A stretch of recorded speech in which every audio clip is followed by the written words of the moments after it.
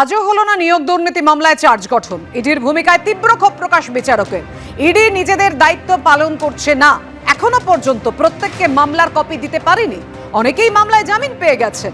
সকলের উপস্থিতি ছাড়া বিচার প্রক্রিয়া শুরু করা সম্ভব নয়, এমনই মন্তব্য ইডির বিশেষ আদালতের বিচারক শুভেন্দু সাহার। ছুটি শুরুর আগেই ট্রায়াল শুরু হবে জানিয়েছেন বিচারক। শুক্রবার দুপুরে মামলার পরবর্তী শুনানি।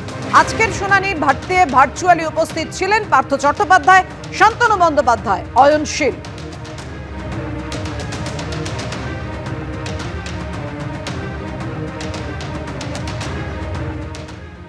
এবার 16টি রাষ্ট্রায়ত্ত ব্যাংক থেকে 6,000 কোটি টাকা প্রতারণার অভিযোগ।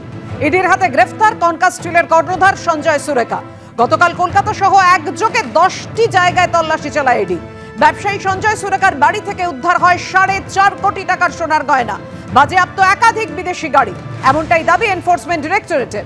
নিজের অফিসার কর্মীদের নামে অ্যাকাউন্ট খুলে ঘুরপথে টাকা হাতানোর অভিযোগ উঠেছে তার বিরুদ্ধে।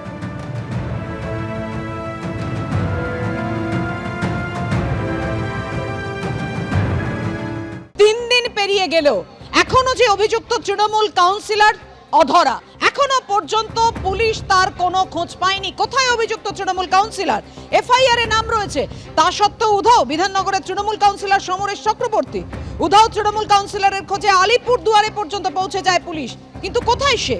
বেপাত্তা কাউন্সিলরের খুঁজে আলিপুরদুয়ারের চিলাপাতায় রিসর্টে তল্লাশি চালায় পুলিশ। 50 লক্ষ টাকা তোলার দাবি, 23 লক্ষ দেওয়ার পরও প্রমোটারকে মারধর করা হয়, রক্ত ঝরে তার। তৃণমূল কাউন্সিলরের বিরুদ্ধে তোলাবাজির অভিযোগ করেছেন প্রমোটার। রীতিমতো আতঙ্কে ভুগছেন এখনো সেই অভিযুক্ত তৃণমূল কাউন্সিলর গ্রেফতার না হয়। তোলার বাকি টাকা না দেওয়ায় কাজ বন্ধ।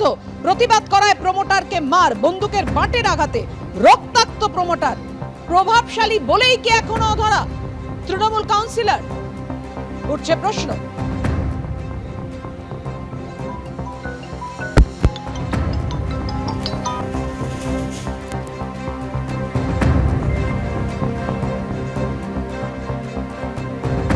তোলাবাজিতে অভিযুক্ত তৃণমূল কাউন্সিলর বিধাননগর পুরসভার 9 নম্বর ওয়ার্ডের তৃণমূল কাউন্সিলর সমরেশ চক্রবর্তী।